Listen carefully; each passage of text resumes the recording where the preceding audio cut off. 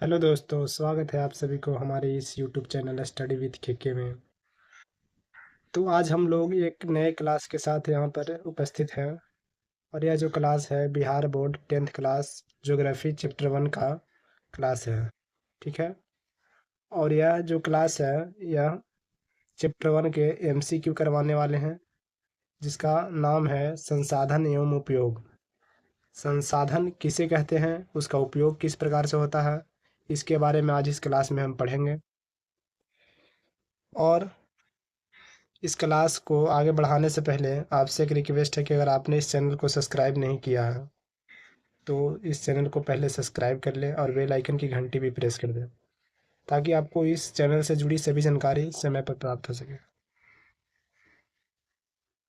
और इसके अलावा आप ऐसे दोस्तों को शेयर भी कर दें जो आपके साथ पढ़ाई करते हैं, तो उनको भी काफ़ी मदद हो जाएगी। चलिए यार, आज का सेशन हम स्टार्ट करते हैं।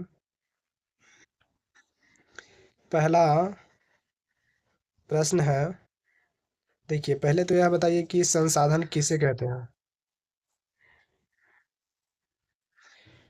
तो संसाधन किसे कहते हैं, तो संसाधन प्रकृति में उपलब्ध सभी वस्तु जिसका हम अपनी ज़रूरत के लिए उपयोग करते हैं उसे हम संसाधन कहते हैं। यह आप कॉपी में नोट कर लीजिए, क्योंकि यह प्रश्न सीधे सब्जेक्टिव में बनेगा कि संसाधन किसे कहते हैं। तो प्रकृति में उपलब्ध सभी वस्तु जिसका हम अपनी आवश्यकता के लिए उपयोग करते हैं उसे हम संसाधन कहते हैं। ठीक है। चलिए आज का हम अपने पहले प्रश्न पर चलते हैं। पहला प्रश्न है,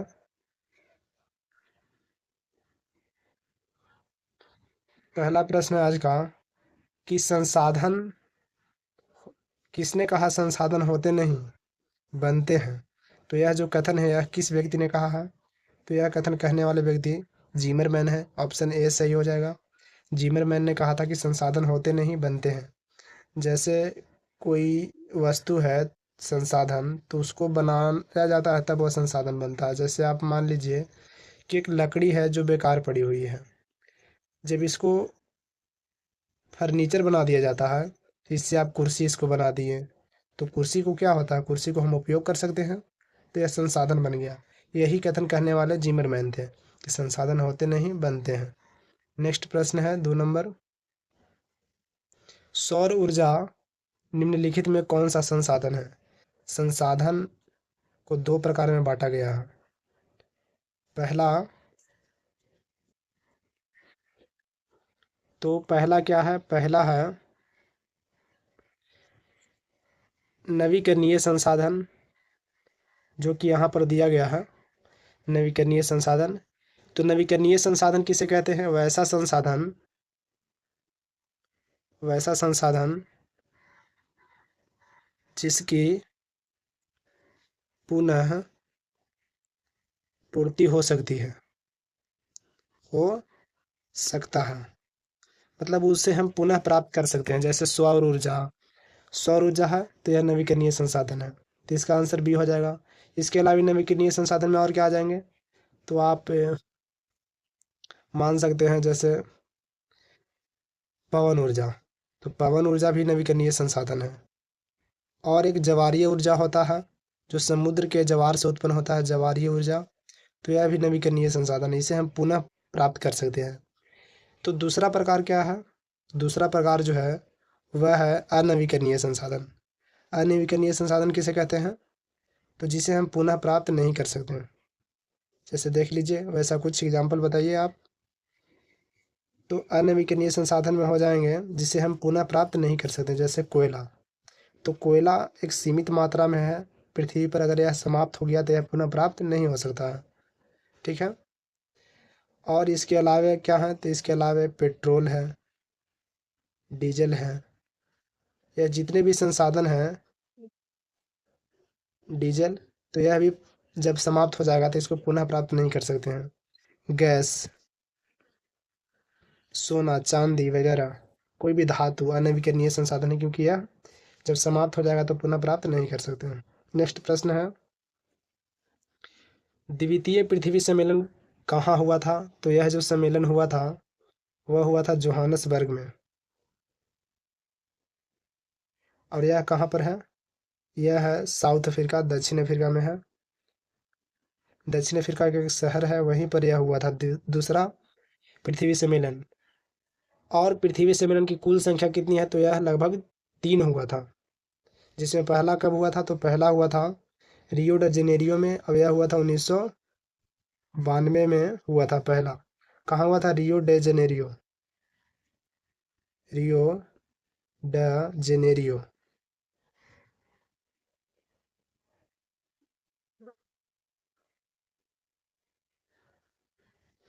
रियो ड जेनेरियो में हुआ था।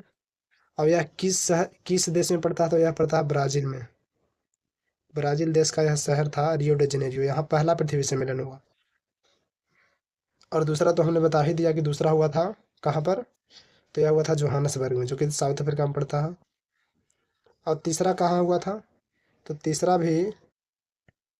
तीसरा हुआ था 2012 में।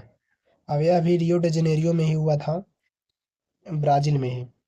तो यह 3 सम्मेलन हुए थे। अब यह तीनों से प्रश्न आपके एग्जाम में बन सकते हैं, तो यह तीनों आपको याद रखना है। नेक्स्ट प्रश्न है आज का, काली मिट्टी उपयुक्त है। तो काली मिट्टी, जिसे हम रेगुर मिट्टी के नाम से भी जानते हैं, रेगुर मिट्टी, यह इसका दूसरा नाम है, रेगुर मिट्टी। और इसमें कपास की खेती बहुत अच्छी होती है, और यह कपास की खेती के लिए प्रसिद्ध है। तो इसका आंसर ऑप्शन ए हो जाएगा। नेक्स्ट प्रश्न है, काली मिट्टी का दूसरा नाम बताइए। तो काली मिट्टी का दूसरा नाम अभी हमने बताया कि यह रेगुर मिट्टी के नाम से भी जाना जाता है। और यह सबसे ज़्यादा किस क्षेत्र में पाया जाता है, तो यह पाया जाता है महाराष्ट्र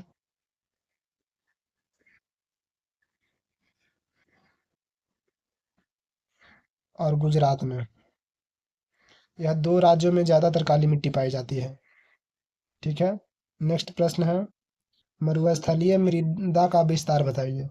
मरुस्थल कहाँ पाया जाता है, तो यह राजस्थान में। तो मिट्टी भी मरुस्थलीय यहीं पर पाई जाएगी, राजस्थान में। नेक्स्ट प्रश्न है आज का 7 नंबर, पंजाब में भूमि निम्नीकरण का कारण क्या है। पंजाब में भूमि निम्नीकरण का कारण जो है, यह है अधिक सिंचाई। क्योंकि पंजाब में लगभग 5 नदी, ऐसे तो नदियाँ बहुत है, लेकिन पंजाब को कहा जाता है 5 नदियों का राज्य। और यहाँ पर बा, बारिश के दिनों में नदियाँ में काफ़ी पानी आ जाता है, जिसकी वजह से वहाँ पे सिंचाई फसलों में ज़्यादा होती है। और उसी के कारण वहाँ की भूमि निम्नीकरण, यानी कि खराब होने लगती है भूमि, क्योंकि ज़्यादा सिंचाई से भी भूमि खराब हो जाती है। इसका आंसर डी हो जाएगा। अभी तो 2025 में पंजाब में बाढ़ भी आ चुका है।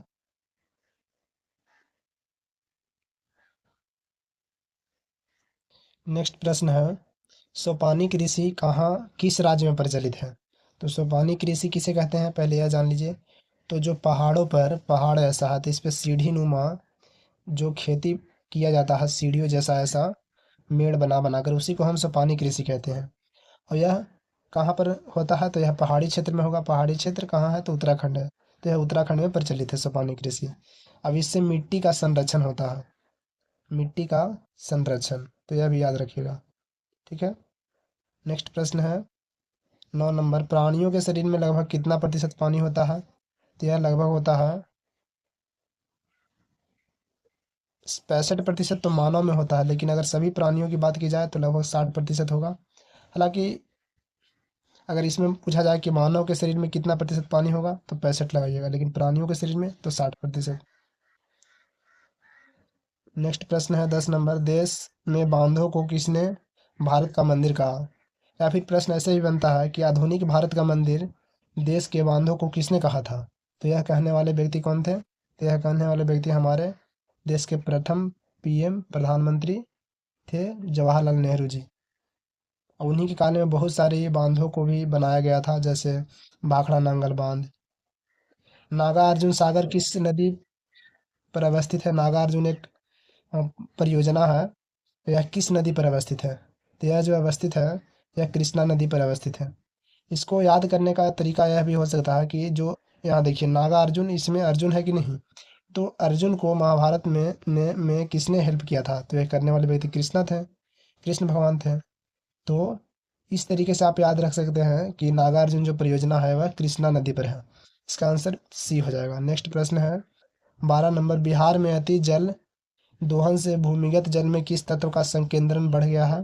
तो यह बढ़ गया आर्सेनिक। आर्सेनिक एक तत्व होता है और अधिक जल निकालने की वजह से भूमि से बिहार में अधिक जल निकाला गया है, जैसे नलकूप द्वारा या फिर हैंड पंप द्वारा। तो ज़्यादा जल निकालने की वजह से यहाँ आर्सेनिक तत्व का मतलब उस जल में आर्सेनिक तत्व की मात्रा बढ़ गई है, तो इसका आंसर सी हो जाएगा। नेक्स्ट प्रश्न है 13 नंबर, सर्वाधिक वर्षा कहाँ होती है? तो पूरे विश्व भर में या फिर भारत में की बात की जाए, तो पूरे विश्व की बात हो या फिर भारत की बात हो, तो सबसे ज़्यादा वर्षा कहाँ होती है? तो यह जो होता है यह मानसीराम में होता है। मानसीराम में होता है, यह मेघालय का एक शहर है। मेघालय का एक शहर है। और मानसीराम में भी एक पहाड़ी है जिसका नाम खासी है। खासी, इसी पहाड़ी पे सबसे ज़्यादा बारिश होती है, खासी पहाड़ी पर। नेक्स्ट प्रश्न है सुंदरवन है। सुंदरवन, पहले यह बताइए कि यह क्या है? तो सुंदरवन जो है यह एक डेल्टा है। डेल्टा किसे कहते हैं? तो नदियों द्वारा मिट्टी को जो बहा कर लाया जाता है, उसी मिट्टी से बने मैदान को हम डेल्टा कहते हैं।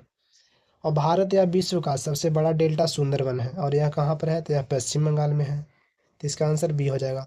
अब यह जो डेल्टा है सुंदरवन, यह दो नदियों के संगम द्वारा बनाया जाता है, एक गंगा और दूसरा ब्रह्मपुत्र। ठीक है,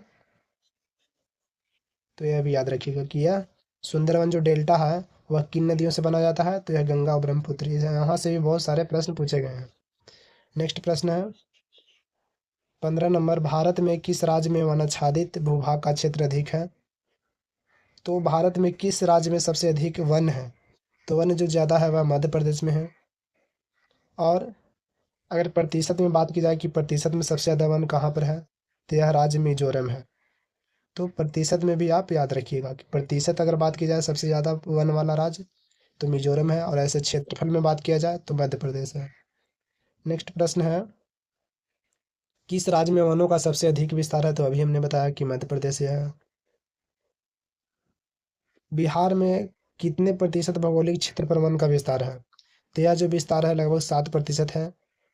और यह प्रश्न को आप VVI मान सकते हैं, क्योंकि यह बिहार का प्रश्न है, तो यहाँ से प्रश्न आ सकते हैं, क्योंकि बिहार बोर्ड में बिहार से संबंधित प्रश्न ज़्यादा पूछे जाते हैं। तो बिहार में लगभग कितना प्रतिशत वन है? तो 7%। अगर एक्यूरेट की बात की जाए तो 7.84% यहाँ पर वन है, जिसमें जिसमें सघन वन यानी कि बहुत ज़्यादा घने वन कितने हैं? तो 0.35%। तो यह दोनों फैक्ट भी याद करते चलिए। नेक्स्ट प्रश्न है 18 नंबर, वन संरक्षण एवं प्रबंधन की दृष्टि से वनों को कितने भागों में बांटा गया है? तो बताइए। तो यह जो बांटा गया है वह 3 भागों में बांटा गया है। अब यह 3 भाग कौन कौन है? तो एक है आरक्षित वन, आरक्षित वन, और दूसरा क्या है? तो दूसरा है अनारक्षित वन, अनारक्षित वन। और एक तीसरा जो है तो यह है संरक्षित वन। तो यह 3 भागों में बांटा गया है वन प्रबंधन, वन संरक्षण एवं प्रबंधन के अनुसार। तो यह तीनों याद रखिएगा। नेक्स्ट प्रश्न है सुंदरवन कहाँ पर है? तो अभी हमने बताया कि यह बंगाल में है, और यह गंगा और ब्रह्मपुत्र के डेल्टा से बना है। तो यह भी आप याद रखिएगा। नेक्स्ट प्रश्न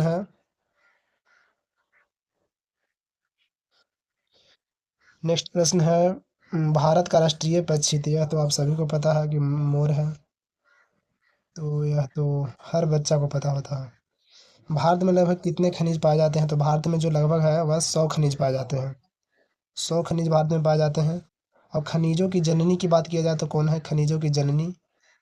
तो जननी किसे कहते हैं बताइए? तो खनिजों की जननी लोहा को हम कहते हैं। ठीक है। नेक्स्ट प्रश्न है किस खनिज को उद्योगों की जननी कहा गया है? देखिए यह प्रश्न आ भी गया। तो यह कहा गया है लोहा को, क्योंकि हर उद्योग में लोहा की बहुत ज़रूरत होती है। इसके अलावा जो प्रश्न है 23 नंबर, नेक्स्ट प्रश्न है भारत का सबसे बड़ा लोहा उत्पादक राज्य बताइए। तो यह जो है यह कौन है? तो यह उड़ीसा है। ठीक है। लेकिन कभी कभी बोर्ड एग्जाम में यह भी देखा गया है कि इसका आंसर कर्नाटक को माना गया है। तो यह आप एक बार चेक कर लीजिएगा कि कर्नाटक आपके बुक में दिया गया है या नहीं।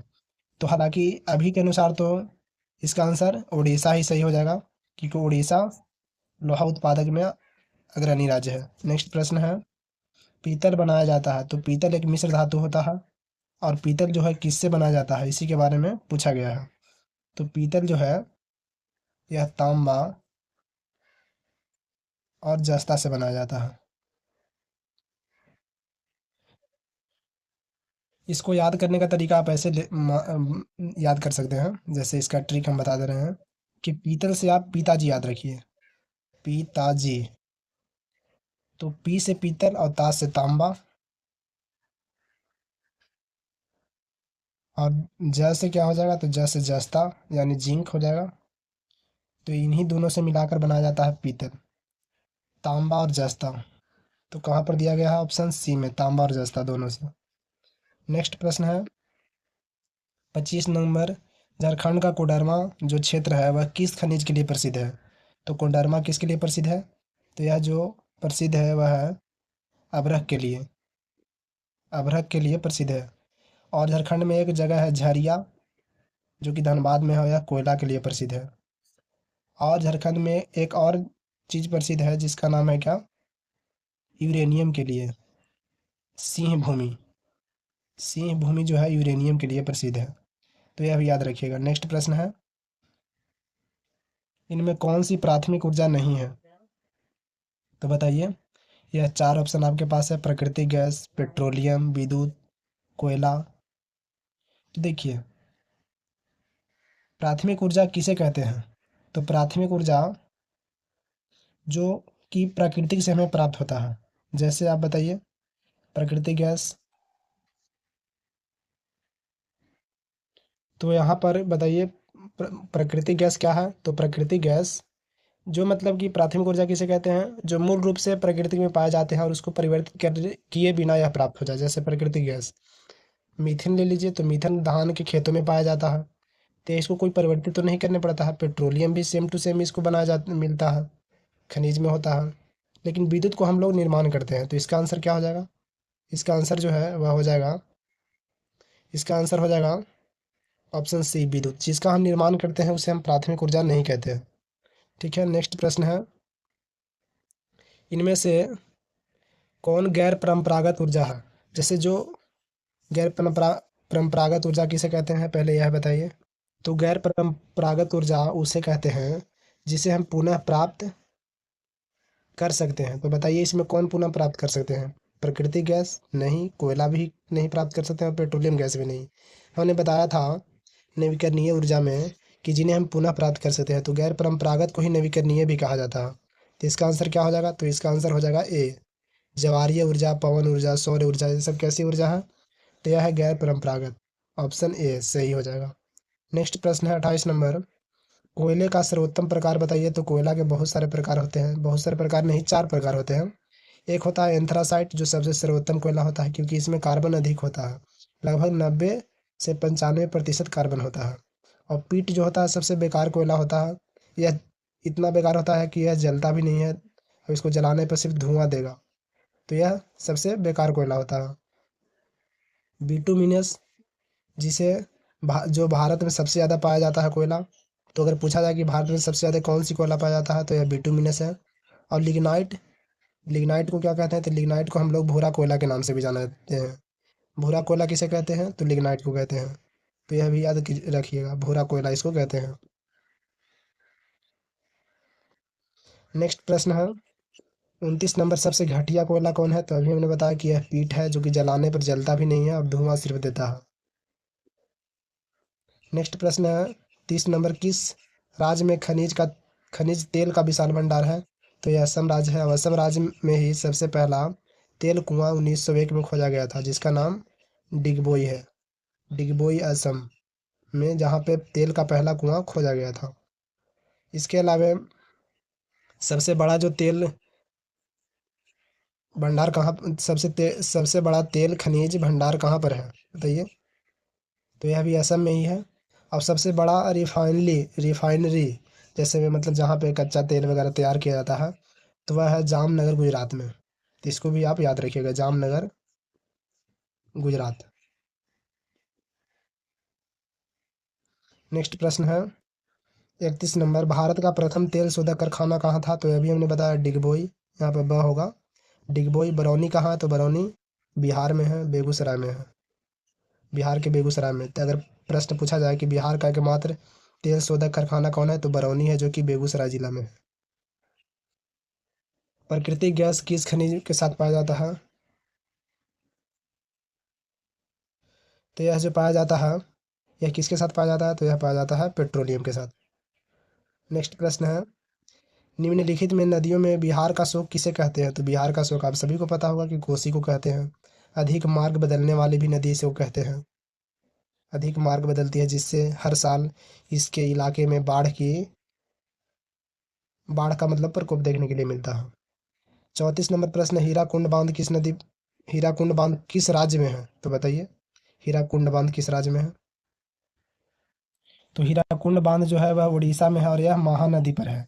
तो इसका नदी भी पूछा जाता है कि हीराकुंड बांध किस नदी पर है, तो यह महानदी पर है, और सबसे बड़ा बांध है, इसलिए यहाँ से प्रश्न बनने की संभावना ज़्यादा है। नेक्स्ट प्रश्न है 35 नंबर। तो नेक्स्ट जो प्रश्न है वह है, भारत का सबसे लंबा बांध? तो अभी हमने बताया कि यह हीराकुंड बांध है, और यह महानदी पर है। किस नदी पर है? तो महानदी पर, और उड़ीसा में है। नेक्स्ट प्रश्न है, यूरेनियम का प्रमुख उत्पादन केंद्र बताइए। तो यह झारखंड में तो है, लेकिन झरिया में नहीं है, और डिगबोई में भी नहीं है। तो यह कहाँ पर है? तो यह है जादूगोड़ा। जादूगोड़ा एक झारखंड का जगह है जहाँ पर यूरेनियम की खान है। यूरेनियम एक धातु होता है जिसका भंडार कहाँ पे है? तो जादूगोड़ा झारखंड में। तारापुर परमाणु केंद्र कहाँ है? तो तारापुर जो परमाणु केंद्र है यह है महाराष्ट्र में, और यह पहला परमाणु केंद्र है जिसको 1969 में स्थापित किया गया था। इसके अलावा गुजरात में कौन है? तो गुजरात में नरौरा है, नरौरा जिसका नाम है। और बिहार में ही भी एक बनाया गया है, नवादा जिला में, इस साल 2025 में बनाया गया है बिहार में नया परमाणु ऊर्जा केंद्र, जिसका नाम जो किस जिला में है? तो यह नवादा जिला में है। तो यहाँ से भी प्रश्न बन सकते हैं। यह याद रखिएगा कि बिहार में जो परमाणु ऊर्जा बनाया गया है केंद्र, वह कहाँ है? तो नवादा जिला में है। अगला जो प्रश्न है 38 नंबर, भारत का पहला परमाणु ऊर्जा केंद्र कौन था? तो यह था तारापुर, जो कि महाराष्ट्र में है, 1969 में बनाया गया था। नरौरा कहाँ है? तो अभी हमने बताया था गुजरात में है। और कलपक्कम, तो यह जो कलपक्कम है यह किस राज्य में है बताइए? तो कलपक्कम जो है यह तमिलनाडु में है। कलपक्कम तमिलनाडु में है। और एक और है तमिलनाडु में जिसका नाम क्या है? कुंडनकुलम है, कुंडनकुलम। ठीक है। नेक्स्ट प्रश्न है, एशिया का सबसे बड़ा परमाणु विद्युत गृह कौन है?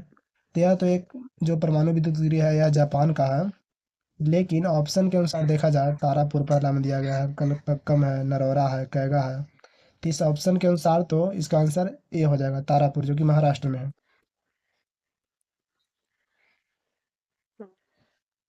नेक्स्ट प्रश्न है 40 नंबर,